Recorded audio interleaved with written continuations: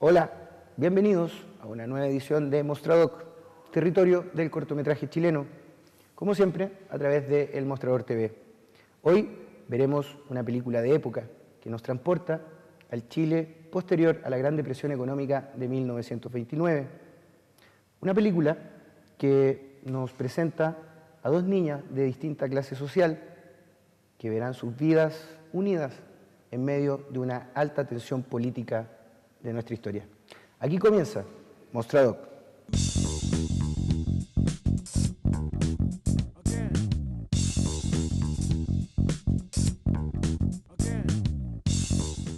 Mención honrosa en el Festival de Cine de Talca, con un recorrido por diversos festivales del mundo, como Guadalajara y el Festival de Cine Político de Buenos Aires. Nos acompaña su director, Peter McPhee. Hola Peter, bienvenido a Mostradoc. Te invito a que nos presentes tu cortometraje. Perfecto. Los invito a ver el cortometraje El Ropero del Pueblo, que hicimos con la casa productora La Elefanta Producciones, y espero que lo disfruten.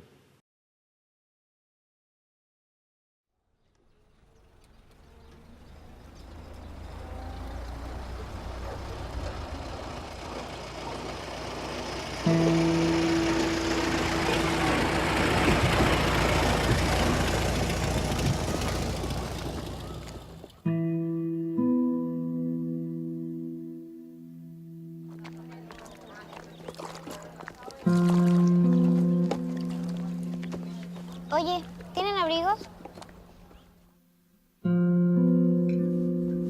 ¿Cómo estuvo el colegio? ¿Qué es eso? Así se escribe tu nombre.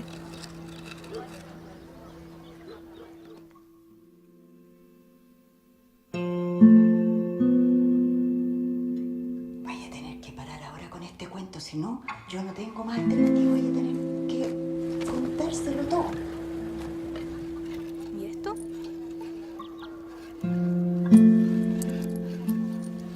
Es para un abrigo, para mi taita. Pero es que no entiendo, Rosa. Ya es como la quinta vez. Pero, don Hernán. Las pocas cosas que nos van quedando se desaparecen. Esto no es posible.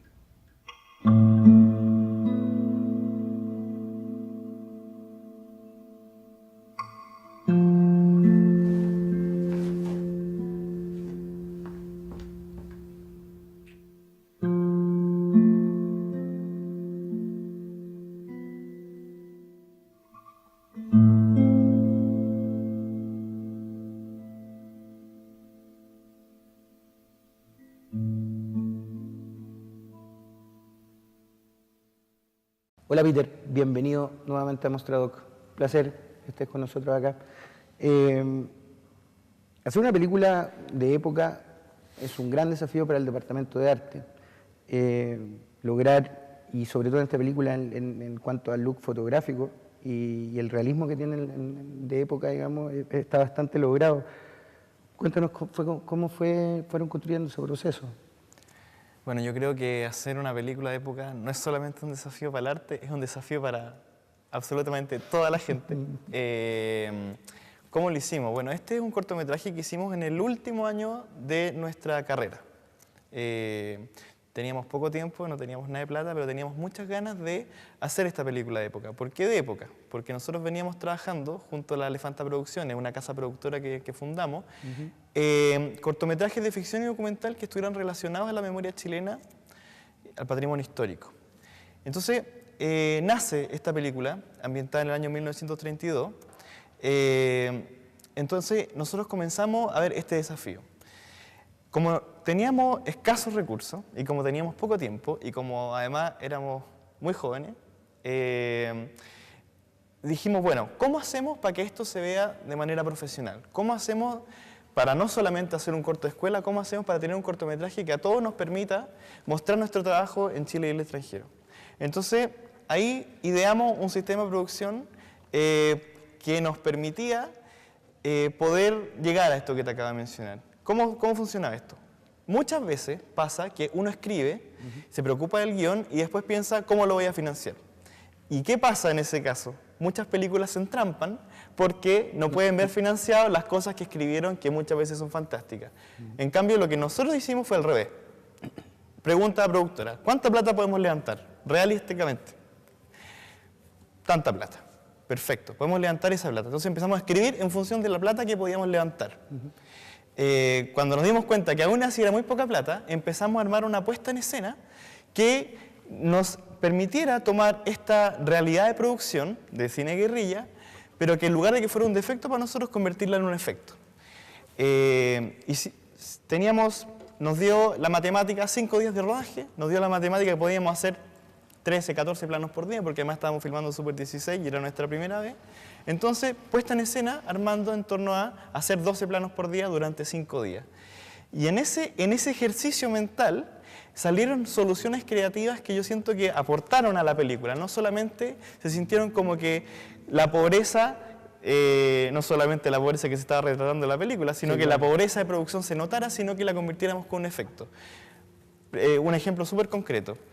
Película de época, tenemos muchos vestuarios, tenemos extras, tenemos calles que se ambientan, ¿no es cierto? Sí. Nosotros no podíamos hacer un plano general de la calle. Entonces, ¿qué dijimos? Bueno, si no podemos hacer un plano general de la calle y solamente podemos conseguirnos 5 extras y un auto de época, entonces hagamos una cámara que no busque hacer el plano general, sino que estemos siempre en plano cerrado desde las protagonistas. Entonces uno dice, pucha, claro, el plano cerrado es lo típico cuando uno no tiene plata, pero en este caso lo que buscamos fue que el plano cerrado tuviera que ver con mostrar la historia desde las niñas.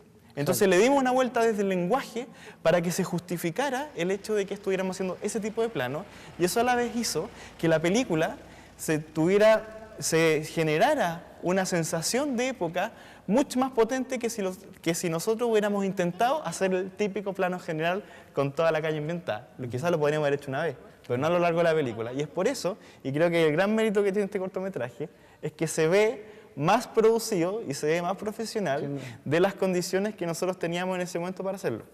No, esto es súper logrado, porque de hecho no denota pobreza más que en el propio relato, como decías. Respecto al guión, Peter, entiendo que lo escribiste con Daniela Ibaceta. ¿Cómo fue el proceso, más entendiendo ya, ¿no?, la lógica con determinado nivel de gasto y el Excel con el que tenemos que jugar? O sea, ya te pusiste esas cortas risas. ¿Por qué, por ejemplo, 1932? Dentro de todo el patrimonio chileno, ¿por qué en ese año? Mira, Daniela Ibaceta, junto con Cristian Muñoz, con Natalia Brunet, estamos en esta productora, La Elefanta Producciones. Siempre en esta búsqueda, como te digo, eran cortos de ficción y documental, y de repente llegamos a un proceso histórico, que era la época después de la Gran Depresión, y que a nosotros nos hacía mucho sentido mostrar un paralelismo con lo que ocurría en ese momento. En ese momento nosotros mirábamos 80 años de diferencia y veíamos que los problemas eran exactamente lo mismo. Entonces nos llamaba la atención hablar de ese periodo histórico. Gran Depresión del año 29, tuvimos una crisis económica el año 2009, y si bien la película no se hace cargo de esto, sí era importante para nosotros establecerlo como una motivación para abarcar este periodo histórico. Ahí Daniela tuvo la idea original de la película, y nosotros comenzamos a escribir en conjunto. Por supuesto también apoyada por las otras personas dentro de esta casa productora.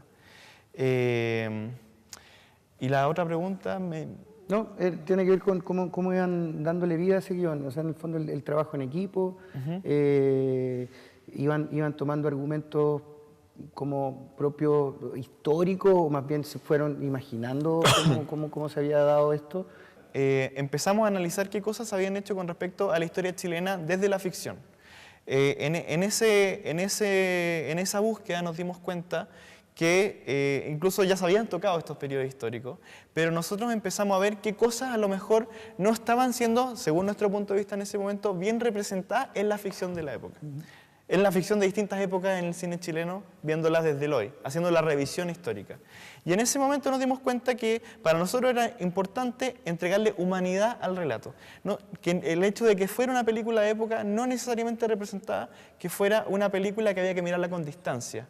Los relatos humanos siguen siendo los mismos, las motivaciones de los personajes, las emociones detrás de todo el contexto sociopolítico siguen vigentes hasta el día de hoy, y ahí hicimos un énfasis en mostrar la humanidad de los personajes. Aunque fueran 70 años después, las problemáticas son las mismas. Y lo que mueve a los personajes es algo que podría pasar el día de hoy. Y está el match ahí también con las interrogantes que se hacían, digamos, en el 2009. Y bueno, ese carácter humano es muy potente en la escena en que Alicia comparte el libro con el abuelo, ¿no? Y de algún modo, este viejo enfermo, que demuestra no ser analfabeto cuando sigue recitando Oda a la pobreza de Neruda, ella se sorprende. Ella se sorprende de que este viejo enfermo y pobre, en el fondo, no sea analfabeto. Ahí, ¿qué quisieron romper un prejuicio? ¿Qué es lo que buscaban con esa escena en particular? Derribar un prejuicio, absolutamente. Esta es una película que nosotros, que como nace entre la amistad de dos chicas de estratos sociales diferentes, con realidades de vida totalmente distintas, y que a pesar de eso pueden construir una amistad, tiene que ver absolutamente, es coherente lo que tú dices de derribar un prejuicio. Y claro, lo que pasa es que también, sobre todo en esa época, el mirar a una persona que vivía en un conventillo es alguien que no por ningún motivo va a saber leer en la visión de una persona a veces uno del momento. Entonces, ese tipo de escena son escenas que van en la línea de lo que te comentaba, de añadir humanidad al relato, derribar prejuicio y en el fondo establecer una sensación de igualdad que tiene que ver con lo que está ocurriendo en el contexto sociopolítico del momento. Sí. Ahora, alguien también podría decir, es extraño que un anciano en un conventillo de esa época lea un libro y pueda recitar a Neruda. Pero no es tan improbable después del 29 que se derrumbaron varias personas que no necesariamente estaban viendo un conventillo. Varios fueron arrastrados hasta ese nivel de pobreza. Absolutamente. ¿No? Eso es lo que tú dices, pero además también es una licencia creativa. Y también creo que es importante cuando uno hace películas de época tener licencias creativas. ¿No? Porque por el hecho de Neruda. Por el hecho de Neruda, claro. Por el hecho, o sea... Ese libro no puede haber existido en ese minuto. Además de que Neruda no había escrito eso en el año 32, sí. Son licencias creativas que tienen que ver con revisitar periodos históricos, que también es súper importante, porque cuando se hacen películas de época también se siente una cierta responsabilidad con retratar de la manera más fiel posible, y también creo que es importante para el autor tener licencias creativas porque es el punto de vista del autor sobre la revisión del proceso histórico. Sin duda, no es un problema de rigurosidad histórica, que a veces como que también enchava las cosas, ¿no? Peter, respecto a la caridad que está muy presente en la película, ¿cuál es tu visión de eso? ¿Es un acto bondadoso? ¿Cómo lo pensaron eso? ¿Como un acto bondadoso? ¿Como un modo de ganarse el cielo? Porque en ese minuto también esta sociedad aristocrática es muy cercana a la iglesia. ¿Por qué hay tanta caridad ahí? ¿Es la forma de poder juntar estos dos mundos? La caridad que se muestra en la película tiene diferentes caras y nosotros tenemos diferentes visiones de los tipos de caridad que aparecen. En un principio aparecen estas mujeres del grupo, del ropero del pueblo o del pobre, como se decía de las dos maneras, fundada por en ese entonces esposa del presidente Montero. Y claro, tiene una caridad que tiene que ver con entregar cosas materiales, pero desde la distancia. Pero por otro lado está la caridad que tiene que ver con la integración, que tiene que ver con la integración de estas dos niñas. A lo mejor es más bien limosna. Es limosna, absolutamente. No es la caridad con la que yo estoy de acuerdo. Creo mucho más en la caridad de la integración social, que no es caridad la palabra. Creo más en la integración social. Pero se ven esos distintos tipos de caridad y también eso fue a propósito en la película. O sea, mostrar también una diferencia entre la limosna, como tú muy bien dices, y el hecho de que haya una entrega humana, que haya una entrega de tu tiempo, que haya una entrega del querer compartir, que ocurre entre estas dos niñas de estas dos clases sociales. Claro, lo notamos con la búsqueda de Laura por ese abrigo, por darle el abrigo a su amiga porque además, y además cuando le enseña a escribir su nombre, por ejemplo. Porque además no es una caridad también porque es un proceso compartido. O sea, lo que también intentamos mostrar en la película es que no es solamente que la niña rica va donde la niña pobre a entregarle cosas. La niña pobre le entrega muchísimo también a la niña rica. Sí. Entonces también tiene que ver con derribar un prejuicio y también tiene que ver con mostrar que hay cosas que van más allá de lo evidente. Sin duda. Para ir cerrando, Peter, junto a volver a agradecer tu presencia acá en Mostradoc, en el cortometraje vemos a dos tremendos actores que lamentablemente ya partieron. Hablo de Mario Montillas y Pablo Croc. ¿Cuál fue tu experiencia de trabajar con ellos y qué recuerdos tienes? ¿Alguna escena en particular? Bueno, yo creo que cualquier persona que haya trabajado con Pablo cree que te puede decir que fue un tremendo actor, pero sobre todo un tremendo ser humano. Lo mismo con Mario Montille. En el proceso de hacer este cortometraje tuvimos la suerte de aprender muchísimo de estas dos figuras.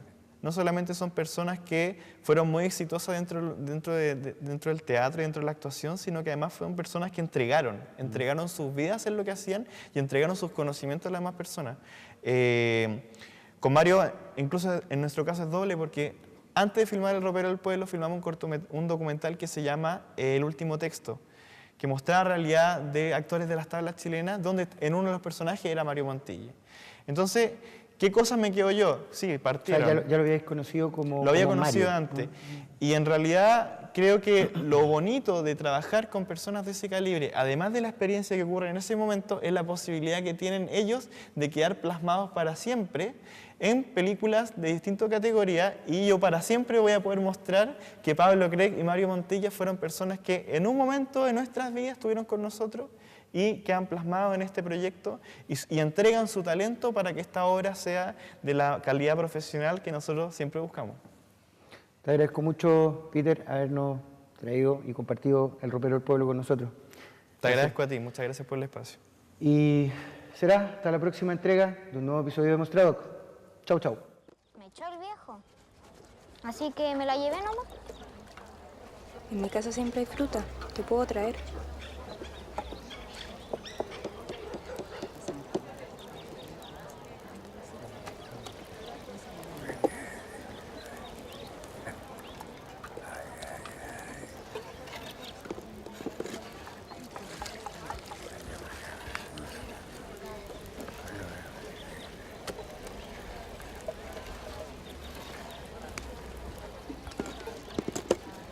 Siempre se le pierden las cosas a mi taita.